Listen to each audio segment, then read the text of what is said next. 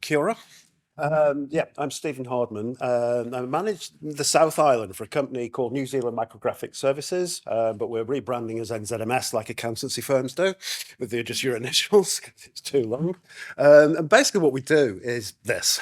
We digitise cultural heritage material to higher standards in New Zealand and internationally. We also have a software platform, which I'll talk about as well, which the Selwyn, one of the Selwyn platforms as well. There's a common theme occurring here in terms of how do we get to where we are. And when you're at school and everything else, there's this line, yeah, that you see that you've got to follow, is that you do everything there and this is where you end up. And as you're finding out, it doesn't work like that. And so how did I get to be this manager? So I left school at 17, 18, went to university. I crashed out halfway through the first semester and ended up stacking shelves in a supermarket for 2 years. Not quite sure what I wanted to do. I loved history at school, but where I was from, you didn't really have a career with studying history. It wasn't considered a proper job. And so I floundered around a little bit. I was stacking shelves night shifts. So I got a job during the day managing a shoe shop for another 3 or 4 years, which I actually quite enjoyed. And if I ever go back, I think I might do that. It was quite good fun. Then I wanted a bit more money, so I went into sales and recruitment. So I did that for another few years. Then at 29, I had what I refer to as a wobble. Um, and at 30, I gave everything up and thought, I'll do a degree. And then the choice was then at 30 to do a degree in something I was passionate about, which was literature and history, or economics, where I could get a proper job. So obviously I chose literature and history and had a great time doing that. Absolutely no money whatsoever, absolutely just broke at 32. But great fun. Managed to do quite well. And then I stumbled across, got a scholarship to study in the States. And this is when things started to change. About 34. Got a scholarship to go and study in St. Louis to do a master's degree in American history. And so I did that. Started a PhD, which then came to Christchurch. Oh, sorry, by the way, from the accent, I was in England at the time back then. And then came to Christchurch for 2 years in 2001, and obviously stayed and did a PhD in history. And then I taught, lectured at university for about 10 years in history. Then I had a change, went into management and set up a program that got art students into employment. And this is a big passion of mine, is arts and humanities students going into areas that you didn't normally think you could get into. So a lot of my students do history, art history, or in business. And that's a real passion of mine, is how you get there. Then I decided to have another change, and then I ended up being the southern manager for this company. Weirdly, it brings together my history background and my commercial background previously. So unbeknownst to me, that the 20s that I thought I'd just wasted a waste of time, I'm actually using all those skills in this job in terms of helping my staff realize what they want to do. So it took a long time, but I think like everybody's saying the same thing. You just don't know, and you don't know what's going to be useful. So New Zealand Micrographics, or NZMS, we digitize cultural heritage materials, and we have the great honor to digitize material that people don't get to see. So this is for collection from Dunedin Public Library, medieval manuscripts. And one of the reasons that they use us is when you're digitizing something like this, you don't want to be touching it too many times. It's got to be done right the first time. And so we're really honored. So one of these that we had, I think, was from the 12th, 13th century. And the person who digitized it, Emanuela, was terrified. And when we digitize to international standards, because it has to be, we can't then do it in another 6 months or another 2 years. It's got to be right forever. And so it's a real skilled job, and quite an honor as well.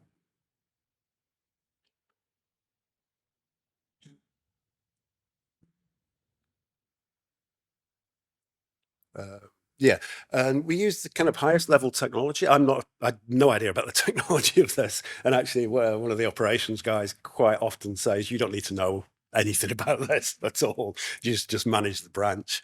So I say some more and some, very, very high level. If anyone's into photography, that's probably one of the top cameras in New Zealand. And there's only about 4 of them in New Zealand, and we have 3 across the country. This was some of you might have read about this, the Wicked Bible from the University of Canterbury that we had the pleasure of digitizing.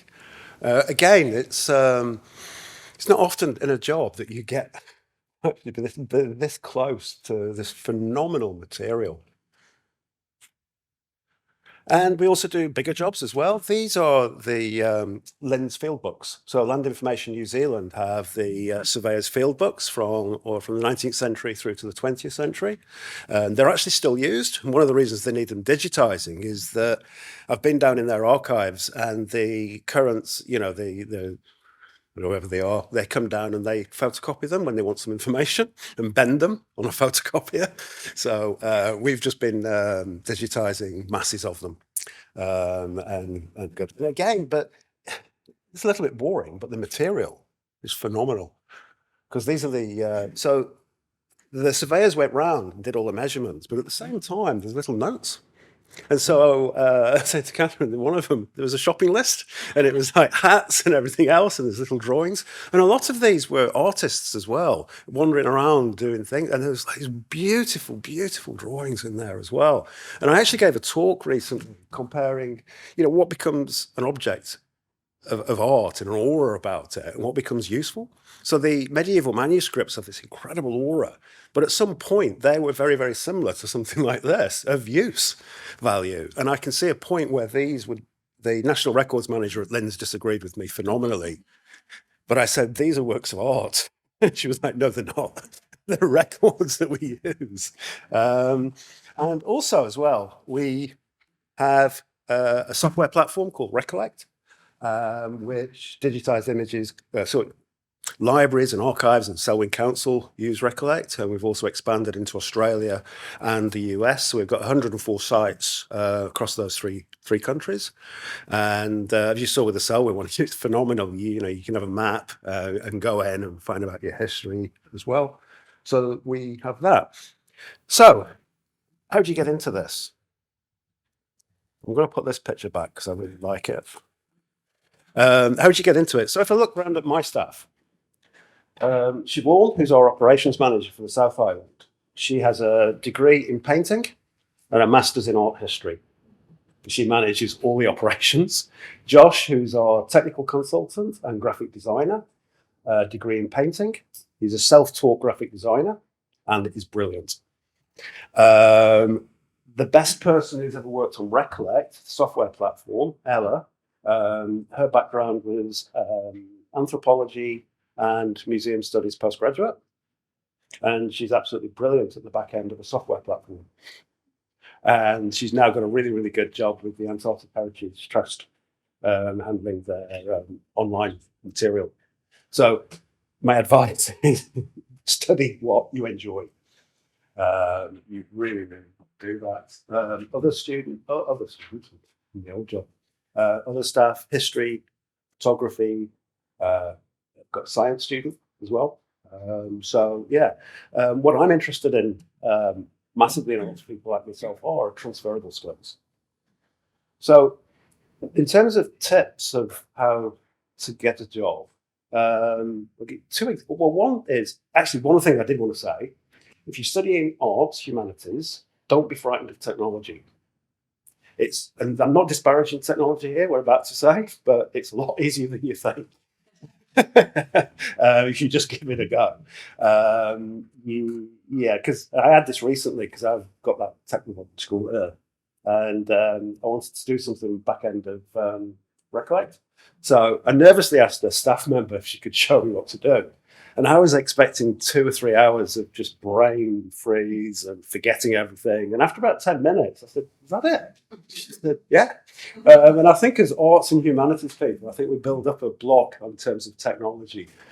So I would always recommend teach yourself, the technology. Just go online, teach yourself, and everything else. So don't be frightened of technology. Another thing, and this is cropped up as well, is volunteer.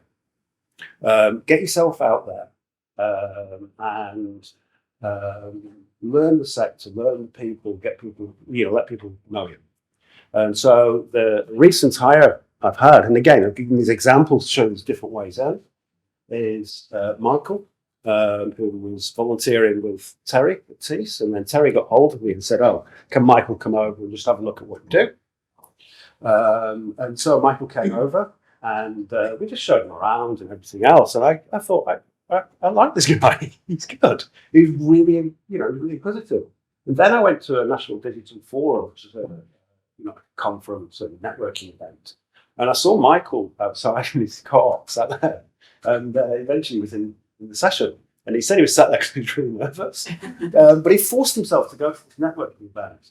And as soon as I had a vacancy, I employed him. Based on the fact that he'd volunteered, he'd gone out of his comfort zone to go to this National Digital Forum, and he was terrified. But I thought that was fantastic. And now he's permanent member of staff. And his degree, history, and he's working with us. And so, I think there's that kind of, that barrier quite often between technology and history, or technology and humanities. They're connected. And increasingly, I think one of the talks said, they're increasingly more and more, they are connected. A long time ago, there might have been a separation, but no more. So don't kind of think in those narrow terms in terms of a career. Like everybody says, follow your passion. And I'll give you another tip, actually, from something that happened this morning, is I'm recruiting for a project working on site down in Dunedin in September, October. And like many people, I very rarely advertise for vacancies. What I do is put the word out to people. And because I know that those people would spot good people. And so what I did is I put the word out down in Dunedin that I was recruiting. And then I had an email this morning.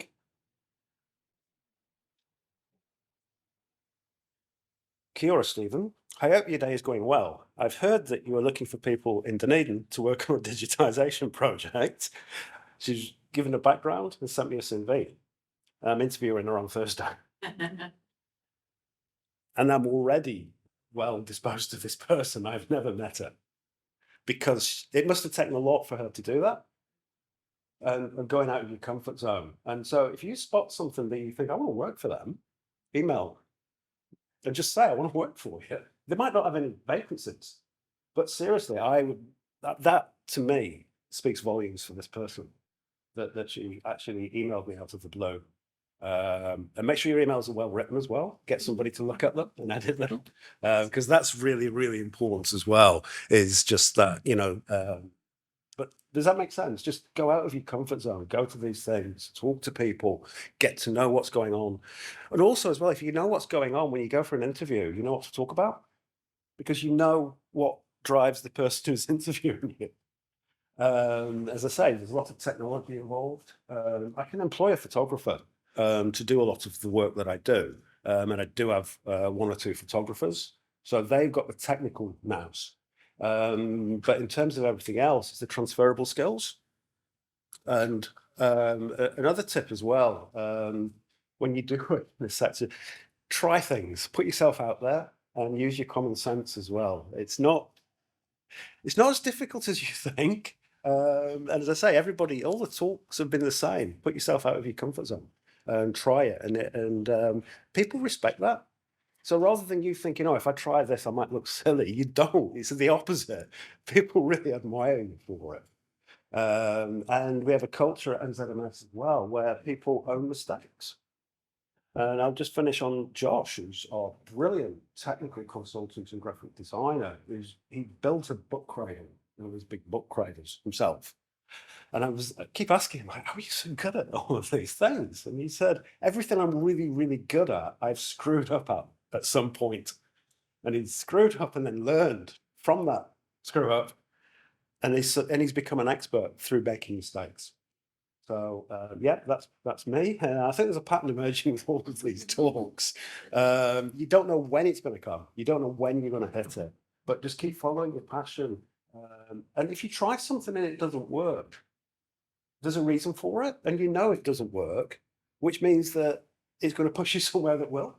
So even if you try something and you think, "Oh, it was dreadful, it was awful," at least you know that. You won't be at age 50 or 60 thinking, "Oh, I wonder if I'd have tried that." You did, and it was awful.